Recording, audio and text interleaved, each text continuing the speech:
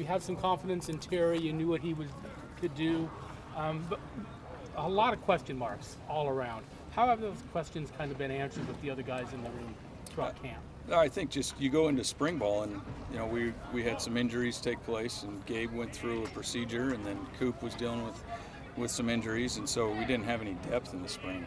And so Bryce, it gave him an opportunity to step up and gave JT more of an opportunity to take that leadership role. And so I think it was really good for Bryce and JT throughout spring, and then we got going in the summer, and the goal was to get everybody back, get everybody healthy while still developing them through the mental part of the game.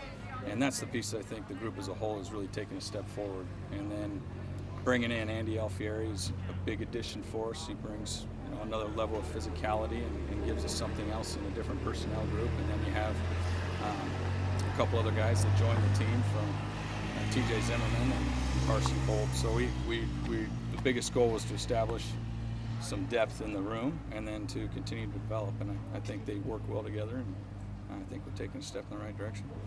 What about Alfieri did you like the most, just knowing him and kind of seeing what he'd done previously? He's a local kid, and he's smart, extremely intelligent. He's an older guy that's played both sides of the ball. So he's played linebacker, and he plays in that H-back, fullback role for us.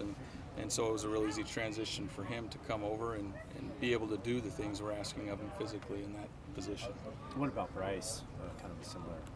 Bryce he's put on the weight to where he can finally play attached, and he's very good at post-snap recognition and being able to get himself into the right position based on what the defense is giving you.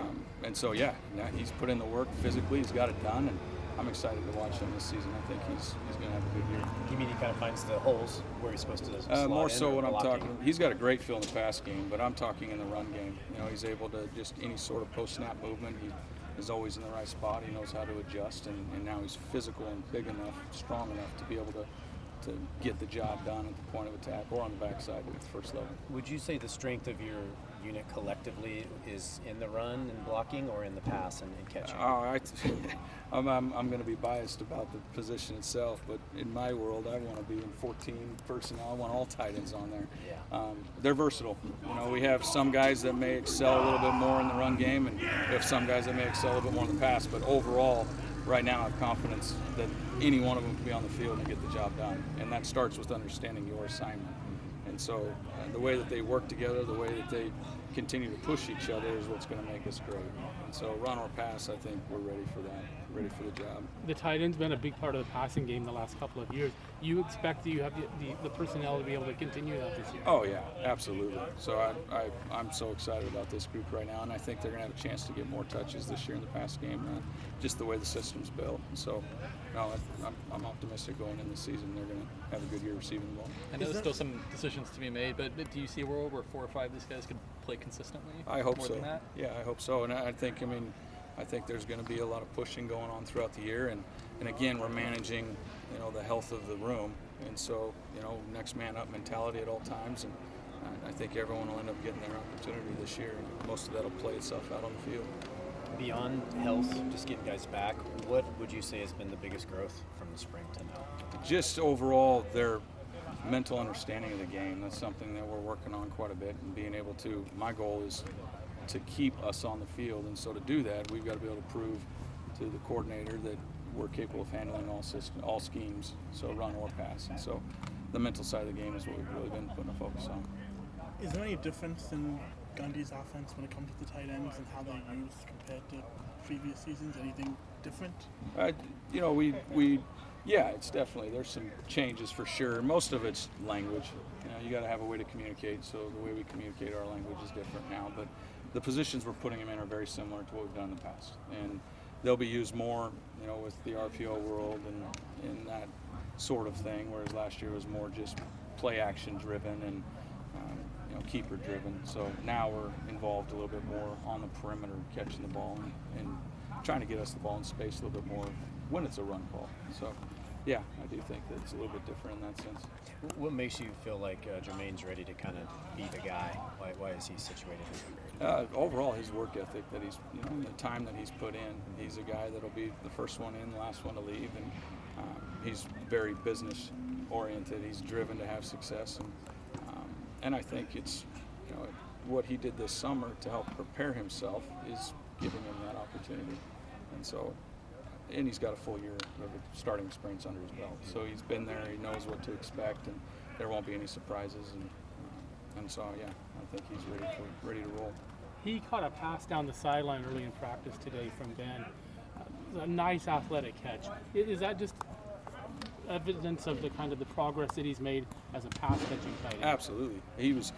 I call it 100 catches a day, keeps the drops away. And he's out there on the jug machine every morning with a couple of our wideouts. It was every day that they were out there, and I'd look down and they're working it. So he's definitely put time in to improve his abilities as a receiving threat, whereas last year he was primarily used just in the run game. I think he's ready for that next step in his game for sure. Is he still doing that before practice now? You still see it? Yeah, he'll still be out there rolling. They all doing that? Quite a few of them are. Yeah. They all have their own routines, and that's something that I preach early on. What is your pre-practice, pre-game routine? And then I have something for them, but that guided self-discovery, you got to guide them into what they believe they want to work on, and they've all taken their game. It's things that they need to work on, their weaknesses to a different level by putting emphasis on a pre-game and pre-practice. That's what our goal is. I know he's just a walk-on, but he's from our local coverage area here. JT, what are you seeing from him, new to the program? TJ? Yeah, sorry, TJ. Yeah, no, TJ's great. So he came in right away, and it's a fun room. They all work hard together. They're all trying to help each other improve in the meeting room, and then when we come out here, we're pretty competitive. But he was able to come in right away with his dual sport background. I think he provides a lot of carryover from basketball to football just with his ball skills. And so he's a savvy route runner and great ball skills. And then you get him on the board, and he's smart. He's picked it up really well, and he provides some great depth right now, and he'll be in that picture, that discussion as well. So, no, we're really glad to have him join us. Is there a dude who's made the biggest leap, improvement-wise, since the spring? I think they all have in their own way, and they're all on different timelines.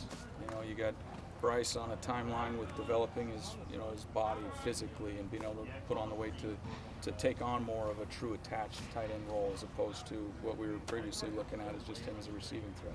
Now he can do both. I think Gabe coming back from his surgery, he's in a position of recovery, but now he's got to take that next step in the run game and get comfortable with his body again. I think he's done that. Same with Coop. Coop is a vertical threat through and through, and now he's taking a step forward in the run game. So they all know their weaknesses, and they have to be able to improve. And that's not a knock. They need to be able to recognize that and admit it, come up with a plan and commit to it, and continue to grow. So I think he's improved in that area. And then JT in the pass game, which we previously spoke on. And so then as I get to know TJ, I'll have a little bit better understanding there. And then we have Ty May, another local kid that is improving, and he does a great job for us. And we got another kid, Carson Kolb, that I think the future's pretty bright for him. So I think we're on the right track. I really do in our room. Thanks, Coach. Appreciate you, Coach.